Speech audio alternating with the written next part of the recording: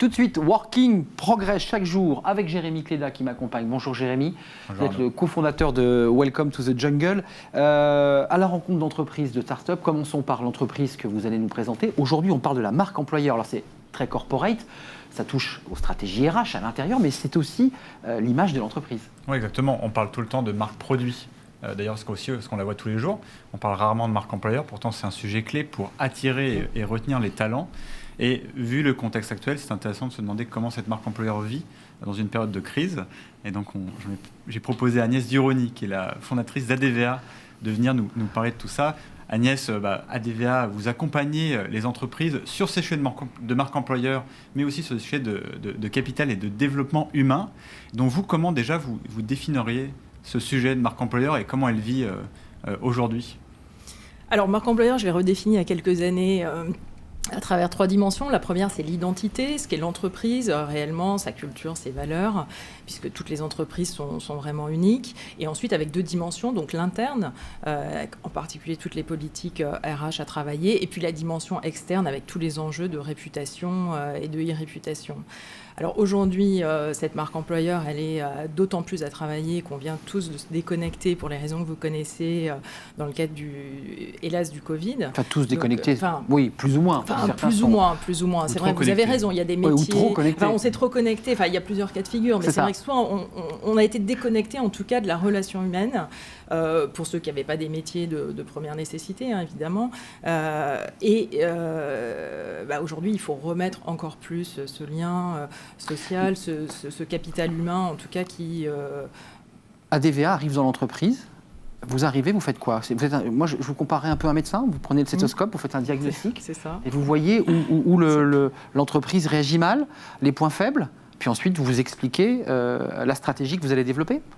C'est ça ? On regarde exactement, c'est exactement ça. On fait un diagnostic, on regarde qui est l'entreprise. Je suis très attachée en fait au métier de l'entreprise. Donc on vient à plusieurs et on commence à regarder ce qu'est l'entreprise. Et puis ensuite, on propose des plans d'action et des solutions. Et avec l'idée de l'emmener l'entreprise vers quoi? Parce qu'il y a un débat à la fois RH. Vous pouvez avoir des salariés, un groupe, des embauches, puis en même temps une entreprise qui vous dit « mon entreprise est salie, ma marque est salie, on m'accuse ». Il y a des maladies incurables. Et voilà, c'est ça, exactement. Je suis plutôt optimiste, donc j'ai envie de dire non. J'ai envie de dire, on arrive toujours à trouver des solutions. Vous soignez tout le temps. Oui, on soigne tout le temps, parce qu'à partir du moment où vous mettez des actions dans une entreprise, il se passe quelque chose. Donc si en plus vous avez un dirigeant qui porte le projet, qui est sponsor du projet, il y a toutes les chances d'y arriver. Et d'ailleurs, avec la situation actuelle, on dit souvent que quand tout va bien, c'est facile d'être présent. Là, en ce moment, les choses sont un peu plus compliquées, donc l'entreprise aussi doit être présente là.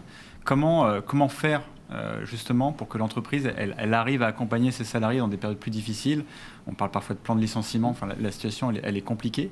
Parce qu'on sait que la manière dont l'entreprise va agir aujourd'hui va avoir un gros impact sur sa marque employeur et sur sa capacité après à recruter les talents l'année prochaine ou dans 2 ans, etc.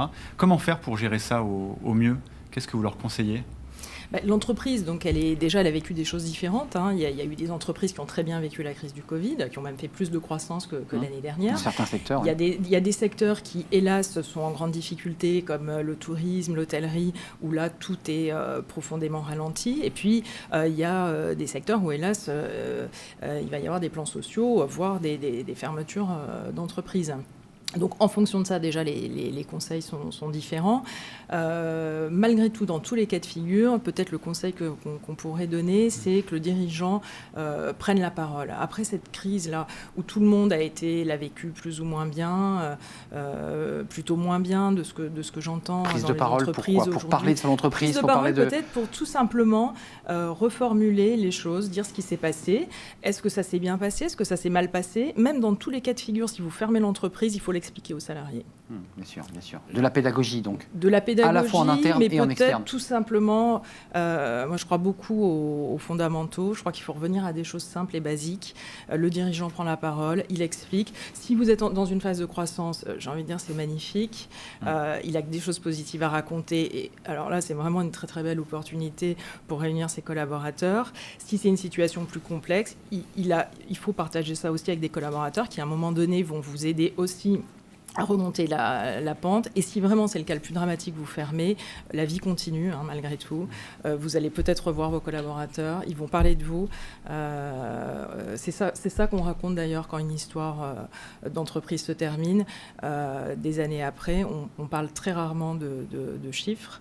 On raconte l'émotion, le choc. Y compris quand on est dans des activités de commercial, de vente, 5-6 ans après, si vous êtes dans un dîner ou dans un déjeuner, très rarement vous allez raconter le chiffre d'affaires que vous aviez développé, sauf si vous êtes vraiment, si la personne est vraiment intéressée par ça, mais vous allez... l'émotion qui s'est dégagée de... Vous allez raconter des histoires humaines, ce que vous avez vécu avec votre patron, ce que vous avez vécu avec vos collaborateurs, et avec une dimension émotion, en effet, très très forte.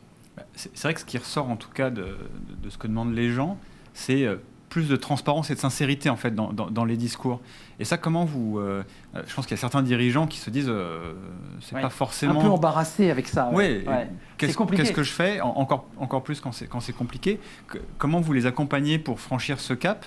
Et puis surtout, à quel moment vous voyez que en fait, de ce moment-là, ça transite vers aussi des collaborateurs qui commencent à parler de l'entreprise, qui créent en fait des candidatures parce qu'on enclenche un peu ce cercle vertueux. Qui crée une dynamique finalement. Ce qu'on observe aujourd'hui, c'est qu'il y a de plus en plus de dirigeants en fait, qui sont conscients de ça, qui sont conscients qu'on ne peut plus rester totalement, que l'entreprise ne peut plus rester totalement opaque, qu'il doit prendre la parole, qu'il doit s'exprimer, qu'il doit être plus proche de ses collaborateurs. Donc ça facilite. Et quand c'est pas le cas, parce qu'on est encore dans des modèles très pyramidaux, avec du management directif, où effectivement le dirigeant n'est pas toujours conscient, ou les dirigeants, il n'y a pas que le dirigeant, il y a toute son équipe de COMEX ou CODIR qui parfois n'est pas non plus toujours très conscient de ça. Et donc là, il faut progressivement amener le sujet. C'est un travail de psychologie là. Très souvent. C'est subtil. Et on le fait. Là, il faut des semaines, des mois. Et puis à un moment donné, il y a des déclics qui se passent dans la tête des c'est de la psychologie, c'est vraiment de la finesse. Et c'est ça, c'est de la finesse. C'est peut-être aussi, vous parliez d'un médecin, c'est peut-être ça aussi, c'est avoir peut-être cette finesse d'écouter certains mots, rebondir. Expérience, c'est parce que aussi on fait ça tous les jours ou presque. Donc après, Il nous reste peu de temps, mais l'e-réputation, c'est un sujet qui tarabuste pas mal les entreprises parce que c'est quand même la marque, l'entreprise est souvent chahutée par des ONG, par des organisations, par une forme de radicalité. Comment vous faites là en quelques mots ?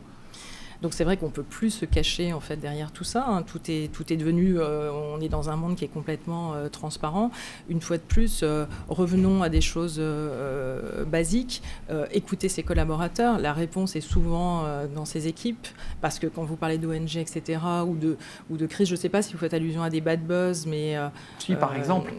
Si, ou même nous, on avait pas mal de dirigeants chez Welcome to the Jungle qui nous demandaient comment on fait si par exemple on a dû licencier des personnes en 2020, ça va mal, ça reprend en 2021, comment on fait pour recréer vous voyez, de l'engouement pour la marque, d'ailleurs pour mon produit parce que c'est ce que je vends en premier, mais aussi de gens qui vont dire oui tiens ça vaut le coup de retourner, regarder ce qu'ils proposent et de repostuler dans l'entreprise. Ouais. C'est vrai que beaucoup sont stressés par comment je recrée, comment je relance la machine, comment on recrée la dynamique, comment on recrée la dynamique.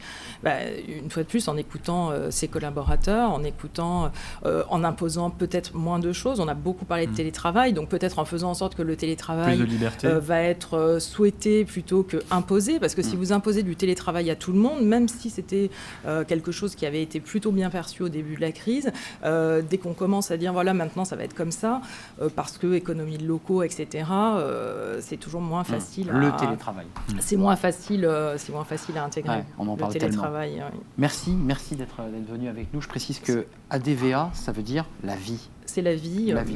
Voilà, c'est important de signaler les acronymes d'entreprise. Toujours passionnant de savoir comment on a inventé le nom. Jérémy, on reste ensemble. Merci d'être venu sur notre plateau nous parler de la marque employeur et de votre diagnostic du docteur. On passe tout de suite à travailler demain. C'est tout de suite.